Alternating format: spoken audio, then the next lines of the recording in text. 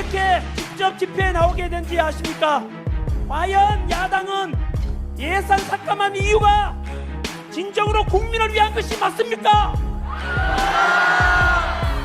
아니 이렇게 대통령 경비 82억 원 전액을 삭감해서 빵원으로 만들어버린다는 것은 가정으로 치면 돈 하나도 안 주고 집안 살림 살아라, 그것도 살기 싫으면 그냥 집 나가라는 것과 무엇이 다르겠습니까?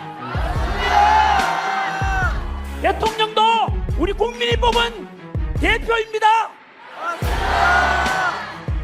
서부지법의 이상한 영장 발부와 판결을 보면서 상식적으로 납득이 되지 않는 현직 대통령에 대한 예우는 하나도 없고 일반 서민보다 더 잔인하게 온 세계가 지켜보는 가운데서 보여주기식 체포와 구속, 그렇게 법이 이상하게 집행되는 것을 보고 우리는 전 세계적으로부터 국제적인 비웃음거리가 되었습니다. 이런 상황을 지켜보고 있는 모든 국민들은 어떻게 분노하지 않을 수 있겠습니까? 다시 한 번 더 그들의 본질도 알게 되었습니다. 그들은 공정한 법 집행보다는 오직 자신들의 이익을 위한다는 것을 알게 되었고, 그 와중에 용산 대통령 관저 체포가 진행될 때 관저 밖에는 양쪽 시민들이 극단적으로 대치하고 있었고, 관저 입구에는 공수처 지시를 받은 경찰과 경호처 함께武력 충돌 직전까지 대치하던 때 절대로 우리 국민을 다치게 할 수는 없다. 경찰도 경호처도 모두 우리 소중한 우리 국민인데 차라리 내가 잡혀가겠다, 이렇게 윤석열 대통령께서는 본인 스스로 희생을 선택했습니다. 저는 그때서야 진정으로 누가 대한민국을 사랑하는 사람인지, 누가 더 국민을 진정으로 사랑하고 있는지, 누가 더 스스로 더 희생하려고 하는지 정확히 진실을 알게 되었습니다. 대통령께서 우리를 사랑한다면 우리 역시 사랑으로, 대통령에 대한 사랑으로 보답해야 되지 않겠습니까? 윤석열! 윤석열! 윤석열!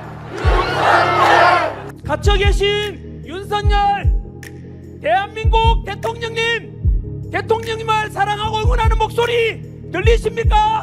윤석열 대통령님 힘내십시오. 우리가 있습니다. 대한민국 모든 국민들이 윤석열 대통령을 기다리고 있습니다. 응원합니다.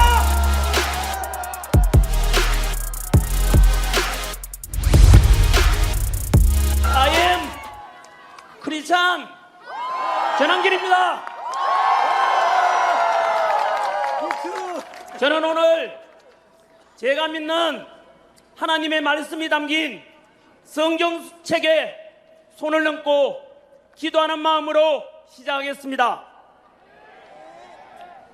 저는 하나님을 사랑합니다. 그리고 대한민국을 사랑합니다. 이렇게 기독교든 가톨릭이든 불교든 종교의 자유가 있고 표현의 자유가 있는 자유 대한민국이 좋고, 종교의 자유가 없고 사상과 표현의 자유가 없는 중국과 전체주의, 공산주의 북한 공산 정권은 싫습니다. 저는 오늘 처음으로 대통령 탄핵 반대 집회에 참석했습니다. 너무 늦게 나타나서 죄송하고, 대한민국을 다시 살려내고 굳건한 한미동맹 속에서 전쟁을 막고 평화로운 대한민국을 우리 2030 세대들에게 물려주기 위해서 어느 것이 옳은지 무엇이 진실인지, 무엇이 공의로운지, 무엇을 해야만 하는지를 먼저 깨닫고 진작부터 집회에 참석해서 목이 터져라, 탄핵을 반대한다, 탄핵을 반대한다 외쳤던 깨어있는 우리 모든 시민 여러분께 늦게 합류해서 죄송하다는 말씀과 함께 먼저 나와서 싸워주신 것에 대해서 대단히 감사하다는 말씀을 드립니다.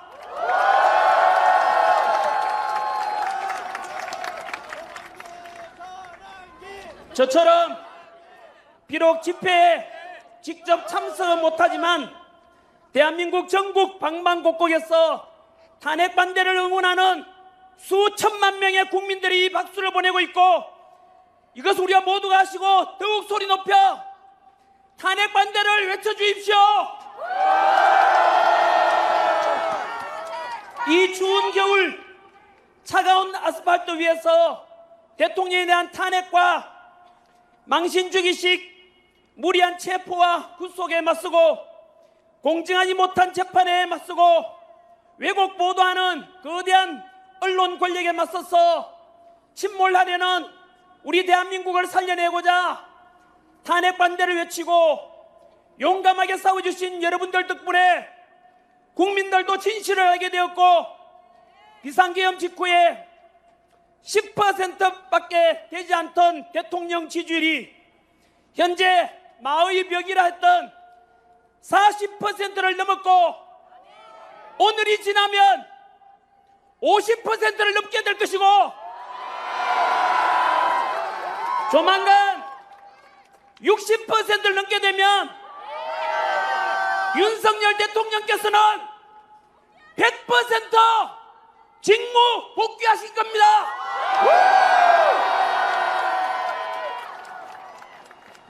헌법재판소 이미선 재판관께서 말씀하셨습니다. 헌재는 여당과 야당을 떠나 오직 국민만 바라보고 간다라고 말씀하셨습니다. 이 말이 무슨 뜻인지 아십니까? 대통령의 지지율이 올라가고 직무 복귀를 바라는 국민이 많아진다면 기꺼이 탄핵 기각 심판을 하겠다는 뜻 아니겠습니까?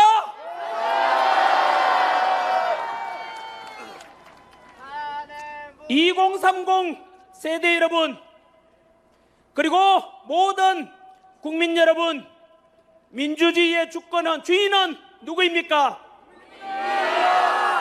우리 헌법 1조에서 대한민국은 민주공화국이고 모든 주권은 국민에게 있고 모든 권력은 국민으로부터 나온다 라고 되어 있습니다. 입법부, 행정부, 사법부, 그리고 헌법재판소, 그 위에 누가 있겠습니까? 바로 이 땅의 주인인 우리 국민이 제일 위에 있는 것입니다. 오늘 우리 이 탄핵 반대 집회 역시 대한민국의 주인으로서 부당한 권력과 부당한 공격과 절차적 정의를 상실한 권력에 맞서고 왜곡 편파 보도 언론에 맞서서 떳떳하게 우리 주권을 되찾고 대통령을 직무 복귀시켜서 보다 더 강력한 대한민국, 보다 더 살기 좋은 우리 대한민국을 함께 만들어가야 되지 않겠습니까? 저는 정치인이 아닙니다. 지난 26년 동안 수능 강의와 공문 강의를 통해서 2030 세대들을 가르치면서 살아온 한국사 강사입니다. 한국사 강의를 하면서 대한민국을 사랑하고 대한민국 국민으로서 늘 자부심을 가지고 살아가라 라고 가르쳤습니다. 우리는 아픈 역사를 가지고 있습니다. 35년간의 일제 식민 지배를 겪었고 연이어 동족 상잔의 비극 6.25 전쟁으로 무려 300만 명 이상 희생되는 전쟁을 치렀습니다. 이렇게 식민 지배와 전쟁으로 전 세계에서 가장 가난했던 나라가 석유 한 방울 하나 나지 않고 지하 자원 하나 나지 않는 이 나라에서 놀랍게도 현재 세계 198개국 중에서 경제력 12위, 군사력 5위, 제조업 강국 5위, 국력은 우리를 오랫동안 식민 지배를 했던 일본을 넘었습니다. 그리고 지난해 수출액은 6,800억 달러로 사상 최고치를 경신하였고 이 어려운 세계 경제 상황 속에서도 무려 국제 무역 수지 500억 달러 흑자를 기록하였습니다. 이런 위대한 대한민국 자랑스럽지 않습니까? 자랑스럽습니다. 우리 국민 대단하지 않습니까? 대단합니다. 이렇게 세계 최빈국에서 국력 6위에 오를 수 있던 것은 바로 당신께서는 못 먹고 못 입고 못 누리고 오직 국가와 가정과 자식 세대들 먹고 살게 하려고 불철주야 희생하고 헌신하신 우리 부모 세대의 땀과 노력 덕분 아니겠습니까? 맞습니다. 이제 늙어서 주름은 깊어지고 기력은 약해졌지만 우리는 우리를 위해서 헌신하신 우리 부모 세대, 할아버지 할머니 세대의 감사함을 잊어서는 안 될 것입니다. 저희 아버지, 어머니 역시 일평생 동안 가난 속에서 농사 짓고 오직 자식 위해서 고생만 하시다가 저희 아버지께서는 호강 한번 하지 못해 보시고 이미 하늘나라에 가셨고 시골에는 저희 어머니 홀로 계십니다. 우리 2030 세대 여러분, 그리고 저와 같은 4050 세대 여러분 모두 같은 마음으로 우리 자식들 위해서 헌신하신 우리 지금의 대한민국을 이만큼 먹고 살게 만들어주신 우리 부모 세대분들, 그리고 할아버지 할머니 세대분들에게 감사의 뜻으로 박수를 한번 크게 올려주십시오. 감사합니다. 그리고 아버지 어머니께서 살아계신다면 목숨을 다해 효도하십시오. 그리고 지금까지 한 손에는 태극기 들고 한 손에는 성조기 들고 오직 대한민국과 든든한 한미동맹을 위해서 애써주셨던 우리 어르신분들께 사실은 저도 좀 삐딱하게 봐왔던 것에 대해서 사과드리고 용서를 구합니다. 어르신들의 행동이 실천이 옳았습니다. 우리 실천해 주시고 오직 애국의 마음으로 직접 현장에 나와 주시고 목소리 내주신 어르신들 덕분에 지금 우리가 있으니 이제 오늘 또 지금은 다행히도 둘러보시면은 이제는 2030 세대분들이 더 많습니다.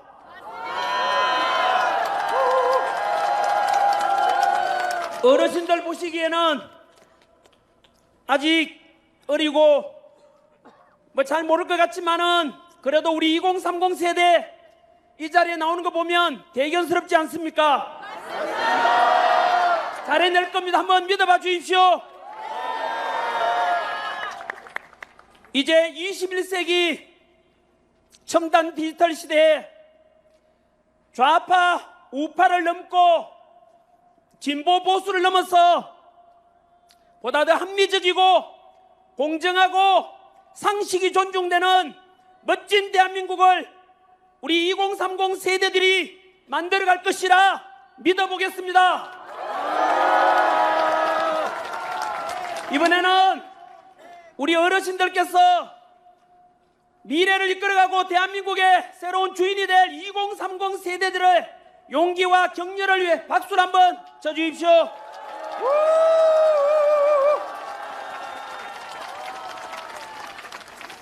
바로 이겁니다. 이번 비상계엄을 계기로 국민들이 깨어나고 정치가 얼마나 우리 생활에 모든 곳에 중요한 영향을 미치며 민주주의가 얼마나 중요한 것인지 깨닫게 되어 이제 앞으로는 좌우의 갈등을 넘고 지역 갈등을 넘고 세대 간 갈등을 넘고 남녀 간의 갈등을 넘고 노사 간의 갈등을 넘어 우리 모든 대한민국 국민들은 하나가 되어야 합니다.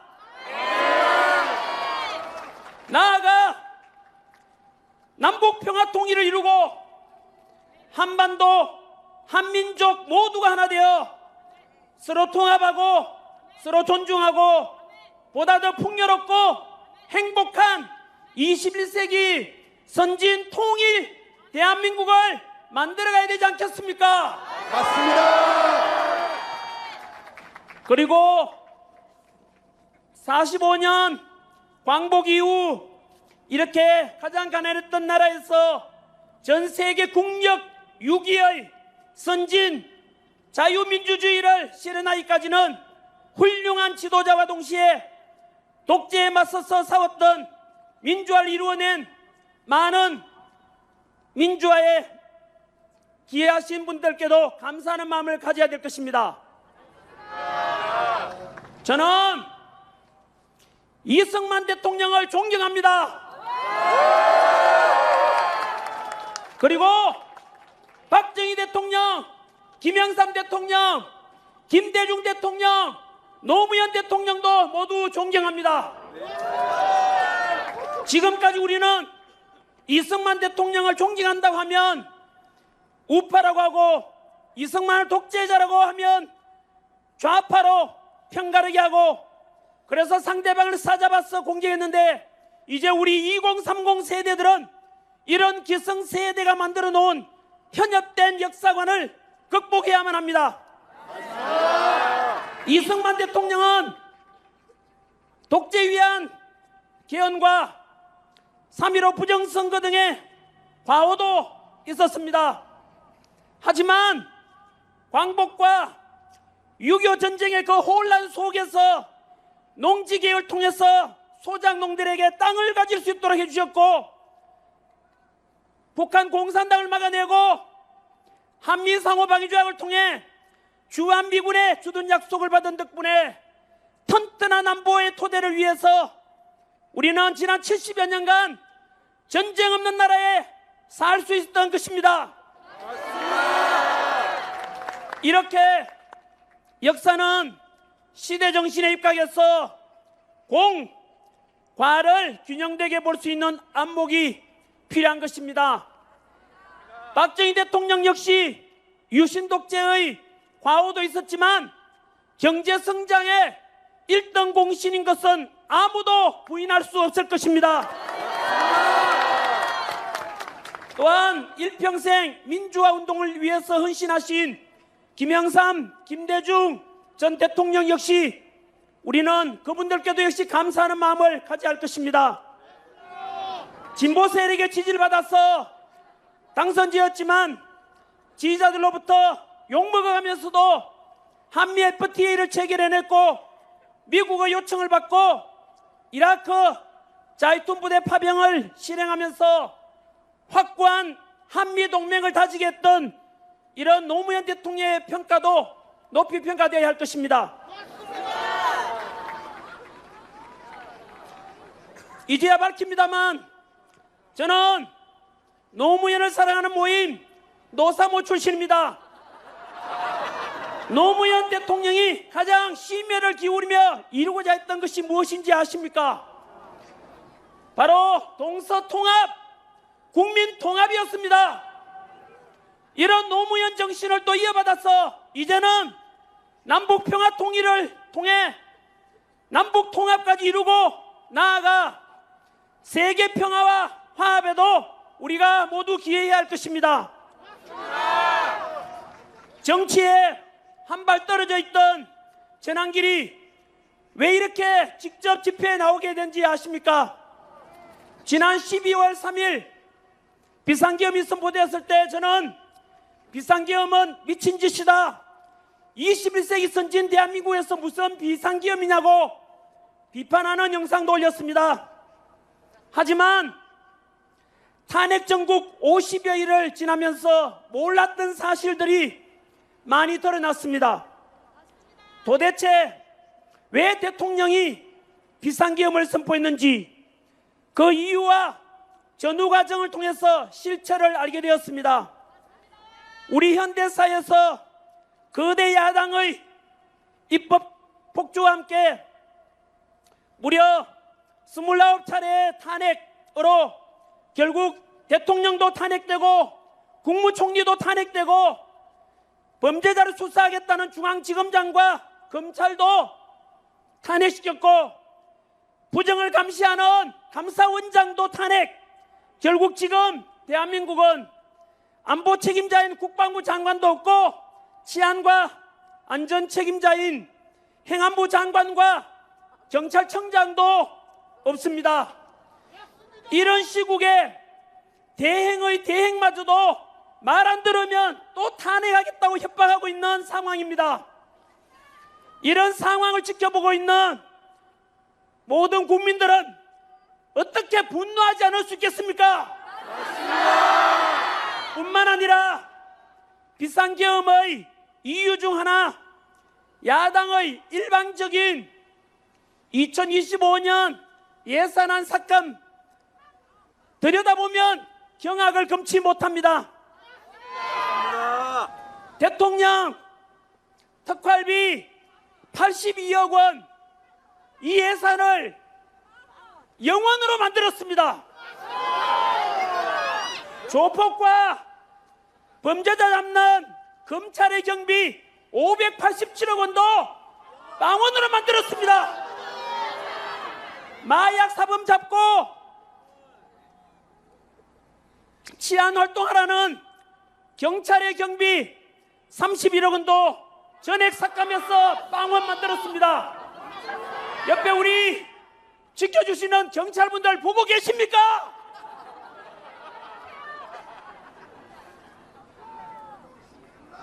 청년 일자리 지원과 육성 예산 15억 원마저도 삭감하고, 더 충격적인 것은 요즘 병장 급여 인상으로 상대적으로 직업군인 사기가 너무 바닥인데, 그래서 편성한 초급 간부의 처우 개선 예산 141억 원도 삭감했습니다. 맞습니다. 이런 것을 보면서 과연 야당은 예산 삭감한 이유가 진정으로 국민을 위한 것이 맞습니까?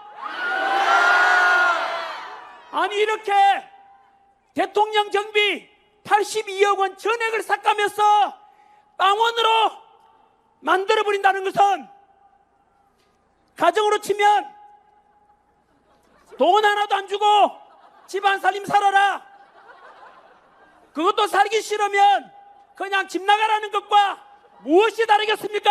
맞습니다. 대통령도 우리 국민이 뽑은 대표입니다. 맞습니다. 이런 상황을 지켜보면서 국민들은 이들이 과연 진짜 국민을 위한 정치를 하고 있는지 그 실체를 알아버린 것이고, 이런 속에서 진행된 탄핵 정국 속에서 편파보도, 왜곡보도의 극단을 보면서 기존 언론에 대한 신뢰가 완전히 무너졌고, 덧도 보도 못한 우리법연구회, 국제인권법연구회라고 하는 사법부 내에 정치적으로 편향된 재판을 일삼는 판사들도 알게 되었습니다. 맞습니다. 공수처와 서울고지법의 이상한 영장 발부와 판결을 보면서 상식적으로 납득이 되지 않는 현직 대통령에 대한 예우는 하나도 없고 일반 서민보다 더 잔인하게 온 세계가 지켜보는 가운데서 보여주기식 체포와 구속, 그렇게 법이 이상하게 집행되는 것을 보고 우리는 전 세계적으로부터 국제적인 비웃음거리가 되었습니다. 이들의 행태를 통해서 다시 한 번 더 그들의 본질도 알게 되었습니다. 그들은 공정한 법 집행보다는 오직 자신들의 이익을 위한다는 것을 알게 되었고, 그 와중에 다들 아시다시피 용산 대통령 관저 체포가 진행될 때 관저 밖에는 양쪽 시민들이 극단적으로 대치하고 있었고, 관저 입구에는 공수처 지시를 받은 경찰과 경호처 함께 무력 충돌 직전까지 대치하던 때 절대로 우리 국민을 다치게 할 수는 없다. 경찰도 경호처도 모두 우리 소중한 우리 국민인데 차라리 내가 잡혀가겠다. 이렇게 윤석열 대통령께서는 본인 스스로 희생을 선택했습니다. 저는 그때서야 진정으로 누가 대한민국을 사랑하는 사람인지, 누가 더 국민을 진정으로 사랑하고 있는지, 누가 더 스스로 더 희생하려고 하는지 정확히 진실을 알게 되었습니다. 대통령께서 우리를 사랑한다면 우리 역시 사랑으로, 대통령에 대한 사랑으로 보답해야 되지 않겠습니까?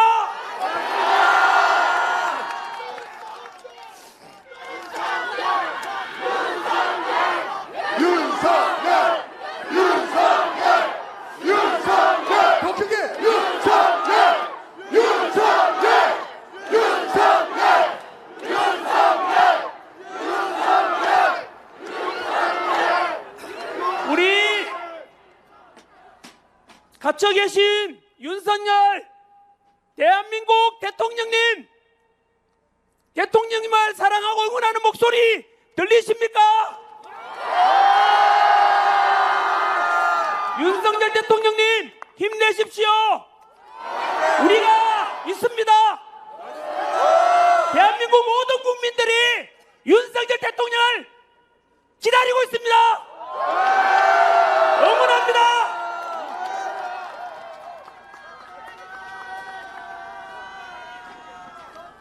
요즘 어떤 사람들은 비상계엄을 계몽령이라고 부르는 사람들이 있습니다. 비상계엄과 대통령 탄핵 후 야당에서는 내란이라고 하고, 대통령께서는 그에 맞서 입법 독주와 행정부를 마비시키고 29회의 탄핵과 일방적인 예산 삭감, 이러한 국회의 폐악질을 국민에게 호소하고자 선포한 합법적인 계엄이라고 맞서고 있습니다. 그런데 저는 법적으로는 전문가가 아니어서 자세히는 모르겠지만 상식선에서 한번 생각해 보면 역사적으로 왕이 통치하던 시대에도 그렇고 현대사에 와서 대통령이 통치하는 시대에서도 대통령이 내란을 일으켰다, 그런 역사는 사례가 없습니다. 계엄군 동원도 3만 5천 명이 동원되었던 5.16 군사정변, 2만여 명이 동원되었던 12.12 사태 등과 비교해 봤을 때 10분의 1이 아니라 100분의 1밖에 안 되는 인원이라서 국회를 장악하려면 최소 수천 명은 동원돼야 할 텐데 기껏 국회의원 수보다 더 적은 280명, 선관위에 297명이 동원되었고 거기다가 실탄도 장전되어 있지 않았습니다. 그리고 계엄 선포 후 불과 2시간 만에 대통령은 국회의 계엄 해제 요구에 따라서 의결에 따라서 당연히 법을 따라야 한다면서 6시간 만에 비상계엄은 없어졌습니다. 아마도 일찍 잠든 분들은 자고 일어나 보니 뉴스 보니까 간밤에 계엄의 시작과 끝이 모두 난 상태라는 것을 알게 됐을 겁니다.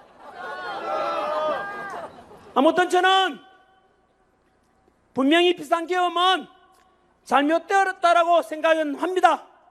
하지만 재판을 끝내봐야 할 것이므로 많은 국민들이 계몽령이라 하기도 하는데 여러분들께서는 어떻게 생각하시는지 모르겠습니다. 저는 앞에 수많은 사례들을 통해서도 분명히 우리 국민들은 그동안 수면 밑에서 감추어졌던 엄밀하고 또 우리가 무시고 넘겼던 것들이 이번 비상계엄 계기로 다 모든 것이 드러나면서 우리는 실체를 보게 되었고 진실을 보게 되었고 그래서 국민들이 지금 다시 일어났고 이 속에서 비상계엄 그리고 탄핵에 대한 찬성 집회들은 지금 반대 집회보다 인원이 없지 않습니까?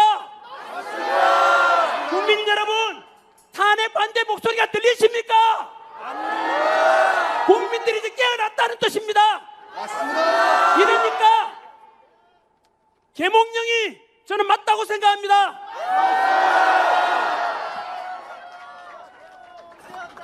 어느덧 이제는 헌법재판소의 시간이 다가왔습니다. 헌법재판소에 대해서 대한민국의 현재 가장 중대한 대통령 심판하는 기관이니까 모든 국민들은 헌재만 바라보고 있고 심판의 결과는 대한민국의 앞날에 너무나 큰 영향을 미칠 것입니다. 부디 헌재만큼은 공수처나 서부지방법처럼 정치적인 오해를 사지 않도록 오직 법과 양심에 따라서 올바른 판단해 주기를 모든 국민들이 바라보고 있고 그래서 다시 헌재의 권위를 되찾을 수 있기를 모두가 바라고 있습니다.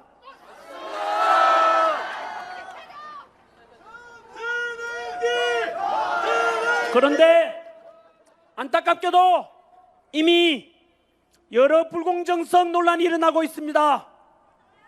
먼저 국회 탄핵소추단이 헌법재판소에 대통령 탄핵심판소추 사유에서 형법상 내란죄에 해당되는 부분을 제외한 것을 두고서 논란이 본격화되었습니다. 국회에서 대통령 탄핵 가결시킬 때 가장 큰 내란 혐의로 국회에서 통과시켰는데 지금 와서 내란죄를 뺀다면 당연히 헌재에서는 대통령 탄핵소추안은 기각심판하고 국회로 돌려보내서 탄핵소추를 다시 하라고 하는 것이 상식 아니겠습니까? 짜장면을 시켰는데 짜장면은 안 나오고 단무지만 나왔습니다. 그런데도 그 단무지가 짜장면이니까 그냥 먹으라 한다면 어느 누가 납득을 하겠습니까?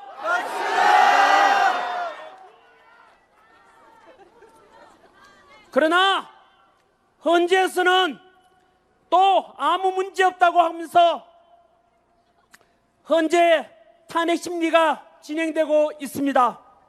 그리고 최근 헌재 재판관 중에서 문영배 재판관과 이재명 야당 대표와의 친분 의혹에 대해서도 역시 헌재는 개인적 관계로 심리에 영향이 없다라고 일축하였습니다.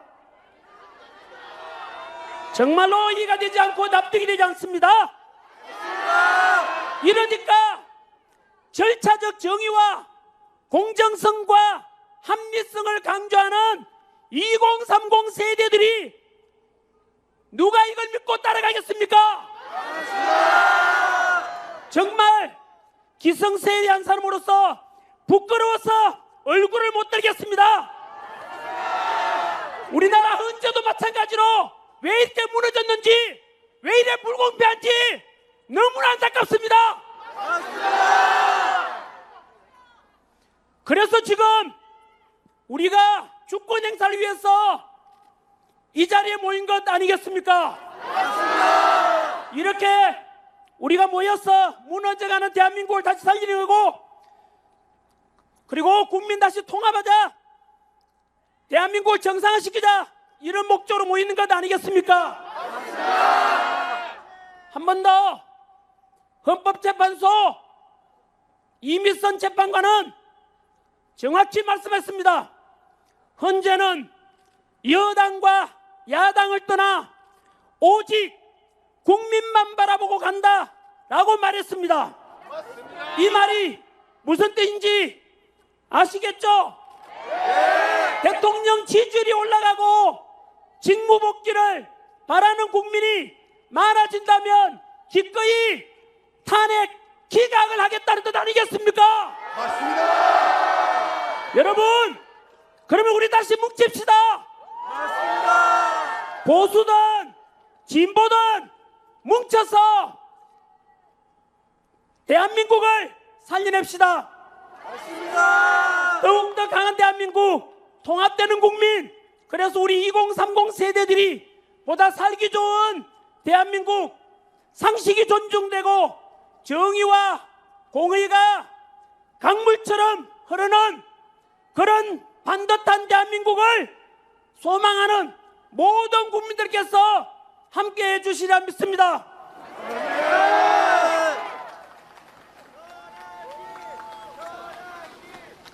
한 번 더 강조드립니다. 비상계엄 직후에 10%까지 떨어졌던 대통령 지지율이 현재 마의 벽이라 했던 몇 퍼센트를 넘었다고요? 40%를 넘었고, 오늘 이 시간이 지나면 50%를 넘게 될 것입니다. 그리고 60%가 넘어가면 100% 탄핵 기각이 될 것입니다. 그리고 우리 윤석열 대통령께서는 다시 직무복귀하실 것입니다.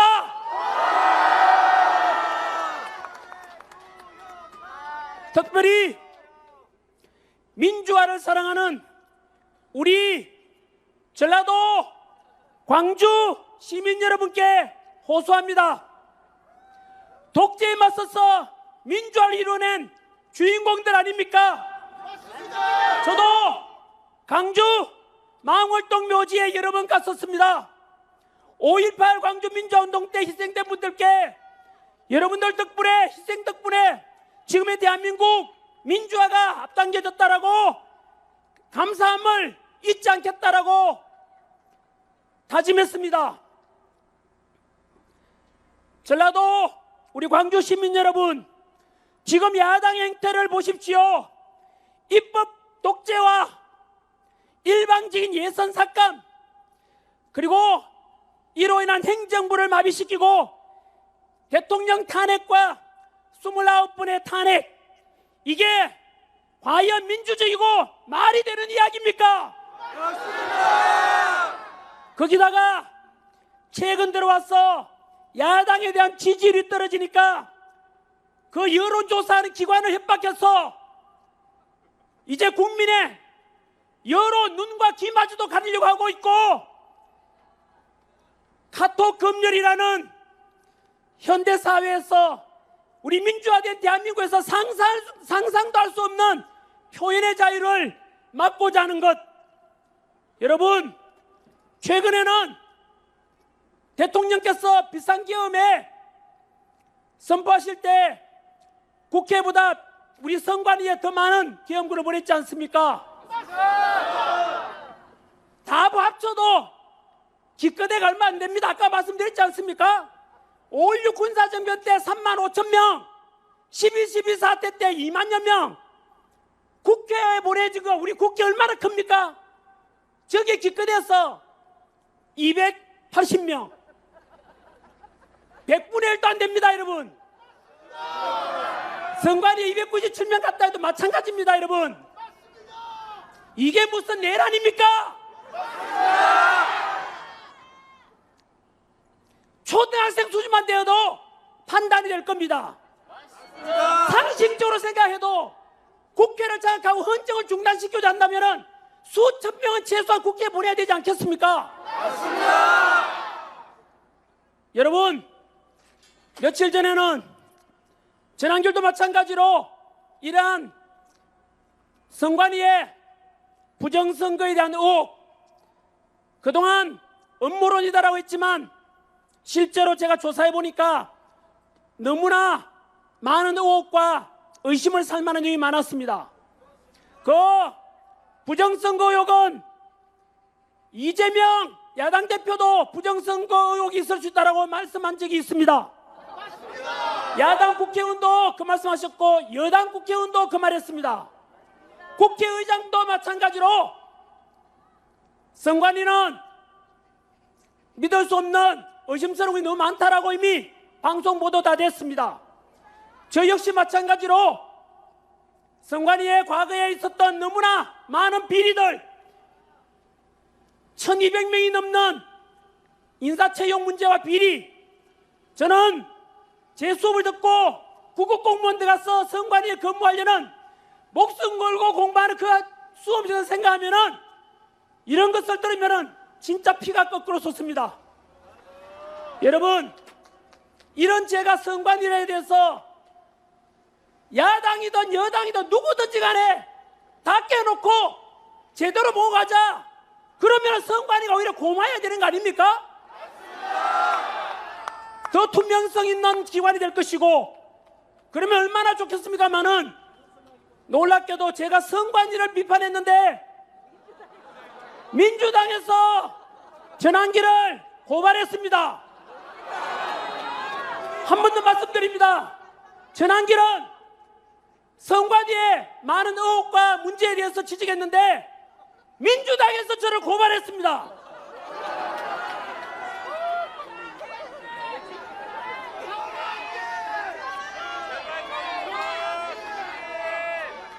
이게 과연 대한민국에서, 선진화된 대한민국에서 과연 민주당이라 이런 말은 그 당에서 이런 짓을 할 수가 있습니까? 어떻게 국민들의 대상으로 카카오톡 금지를 하고 입틀막해서 표현의 자유마저도 막고자 하는 것 보면 이게 과연 진심으로 민주당 맞는지 의심스럽습니다. 그리고 70년대, 80년대, 우리 90년대 민주화 운동을 해오신 분들께 여쭙고 싶습니다. 우리가 독재에 맞서서 싸우고 이뤄낸 우리가 꿈꾸었던 민주화가 지금 민주당이 행하는 이런 모습 맞습니까? 표현의 자유를 말살하고 공정과 상식은 무너지고 꼼수와 반칙이 팽배해지는 모습 다 보고 있지 않습니까? 진정으로 그런 것을 원했다면 침묵하시고, 그렇지 않다면 민주화 운동했던 분들이 결국이라고 목소리를 내야 되지 않겠습니까?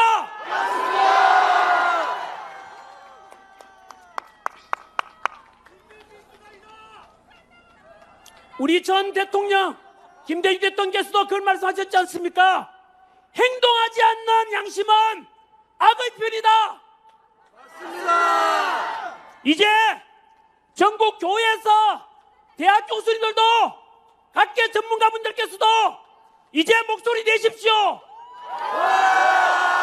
이제 또 지체하다가는 먼 훗날 내가 왜 그때 침묵했었지 아마 후회하게 될 것이고, 먼 훗날 우리 손자 손자들이 물었을 때 그때 대한민국이 무너져갈 때, 대통령이 탄핵 위기에 처했을 때 왜 아버지 할아버지께서는 침묵하셨습니까? 비겁했습니다라고 욕먹게 될 것입니다.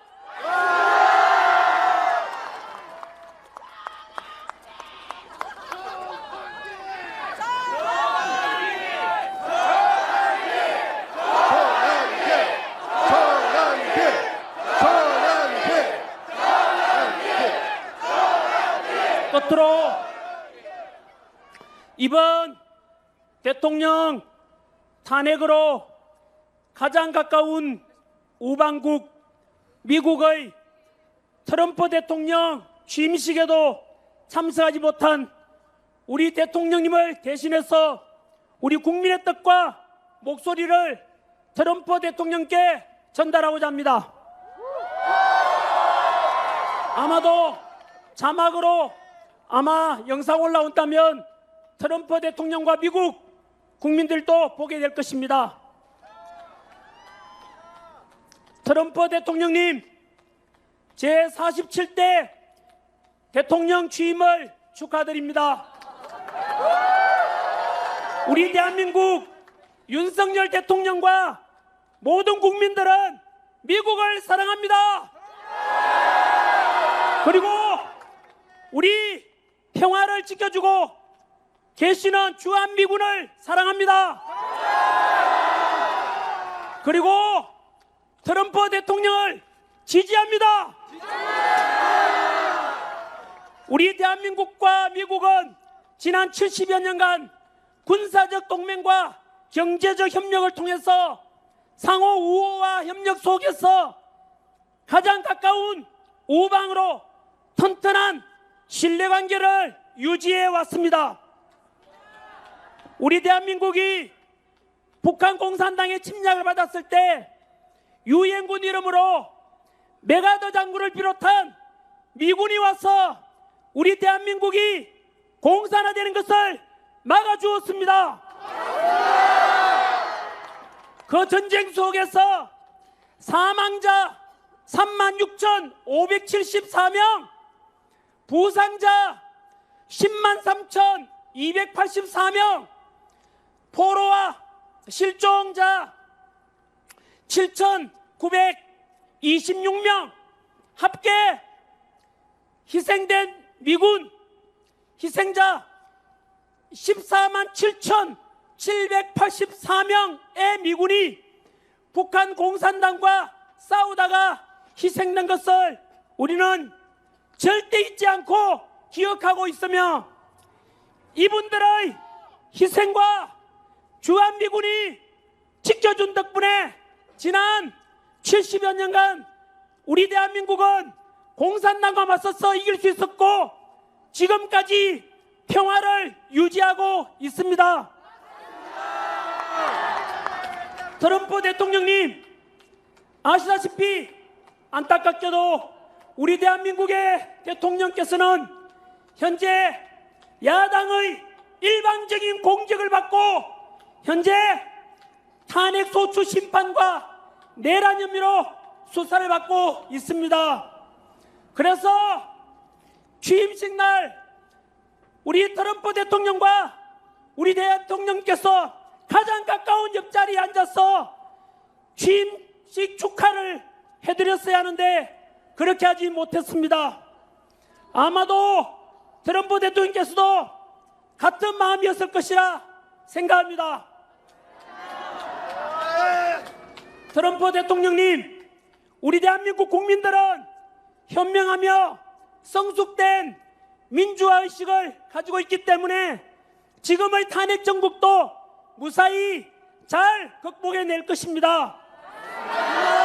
그러나 조금만 기다려 주십시오. 갇힌 윤석열 대통령의 지지율이 현재 50%를 넘어가고 조만간 탄핵이 기각되면 대통령 직무 복귀를 하게 될 것입니다.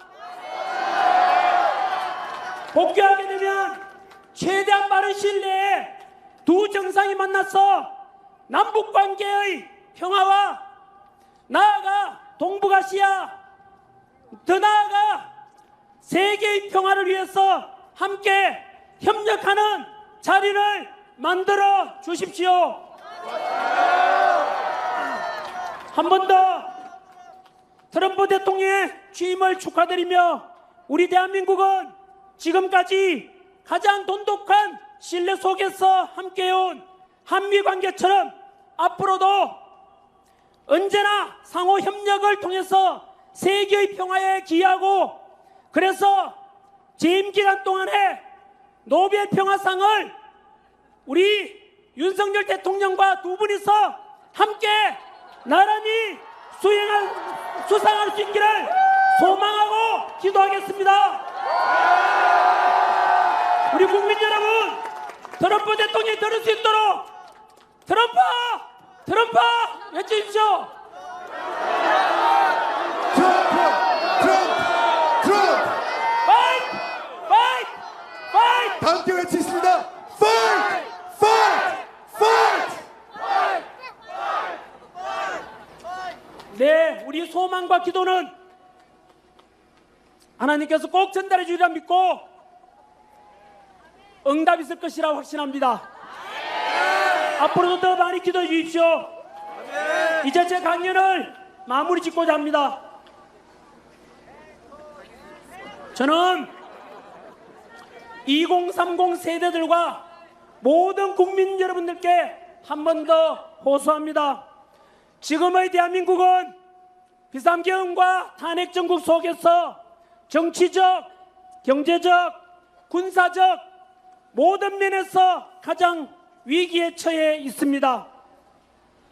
이럴 때일수록 우리는 무조건 뭉쳐야 합니다.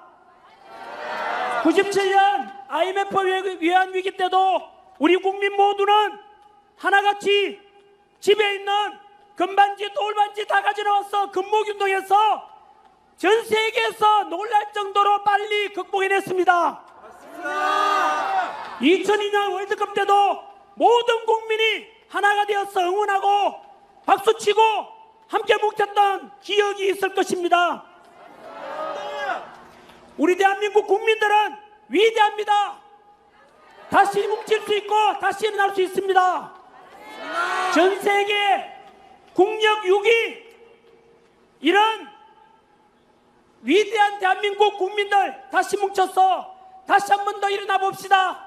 기업하시는 분들 힘내십시오. 근로자 여러분들 힘내십시오. 대한민국 다시 일어날 것입니다. 그래서 다시 한 번 우리 허리띠 졸라매고 대통령 복귀하시면 다 함께 즐거운 마음으로 신바람 나게 대한민국 덩실덩실 춤을 추고 다시 한 번 더 뭉쳐봅시다. 여러분, 지역을 넘어 세대를 넘어 노사를 넘어 모두가 통합하고 남녀 모두 통합하고 한 번 더 뭉쳐봅시다. 우리 대한민국 국민들은 강합니다. 이번 어려움도 어떤 어려움도 극복해낼 것입니다. 2030 세대 여러분들 다시 한 번 더 힘내십시오. 우리도 청년 세대를 믿고 2030 세대들은 우리 4950, 6070 세대도 안 믿어보십시오. 도산한 장호 스님께서 그런 말씀하셨습니다. 청년이 죽으면 민족이 죽는다고 했습니다. 저는 우리 청년들이 다시 한 번 더 깨어나고 다시 해낼 것이라 믿습니다. 끝으로 아까 말씀드렸던 좋은 말씀 한 번 더 전하겠습니다. 이 비상시국에서 침묵하시는 분들, 행동하지 않는 자의 양심은 악의 편이라는 말씀 꼭 기억해 주십시오. 그리고 러시아 시인 네크라소트가 했던 말씀으로 끝맺겠습니다. 슬픔도 노여움도 없이 살아가는 자는 대한민국을 사랑하고 있지 않다.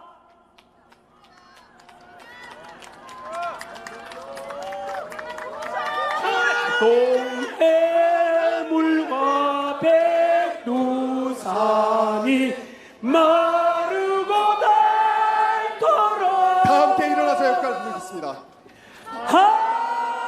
하느님이 보호하사 우리나라 만세